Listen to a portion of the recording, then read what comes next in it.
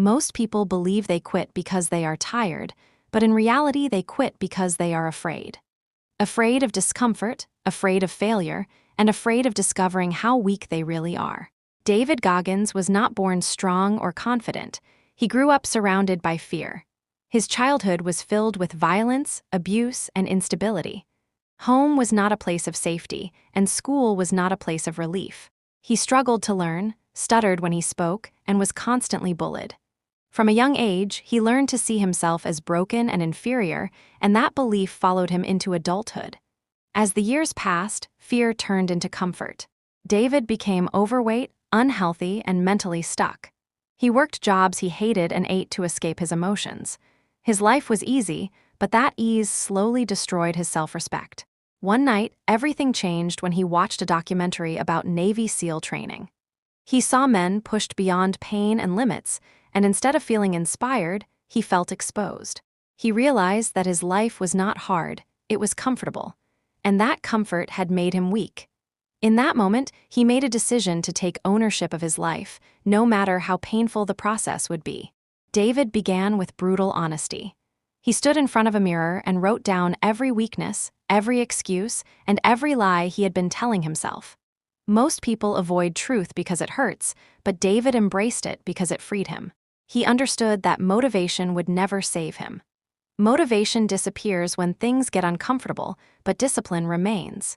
He trained when he didn't feel like it, ran when his body resisted, and studied when his mind begged him to stop. Pain became routine, and routine built strength.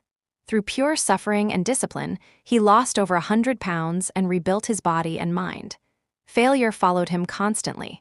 His body broke down, his bones cracked, and injuries pushed him to the edge. But instead of quitting, David learned to stop negotiating with his mind. He discovered that when the mind says, "Stop," the body is far from finished.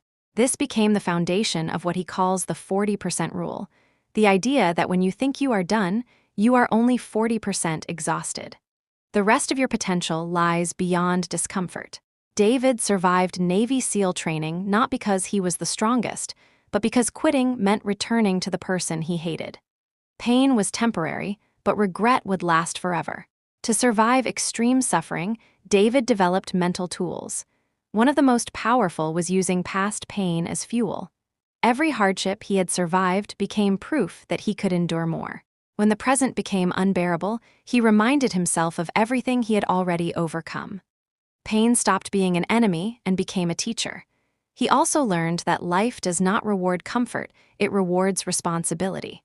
Instead of blaming circumstances, he took ownership of everything, even things that were not his fault, because ownership creates control and blame destroys it. David pushed himself to extremes, running ultramarathons and training through injuries, not to impress others but to build self-trust. Confidence did not come from winning. It came from doing what he said he would do day after day. In a world obsessed with ease and convenience, David chose suffering with purpose. Early mornings, hard training, and silent discipline became his lifestyle.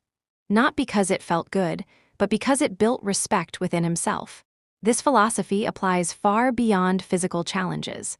In work, in relationships, and in personal growth, avoiding discomfort shrinks your life while facing it expands your potential.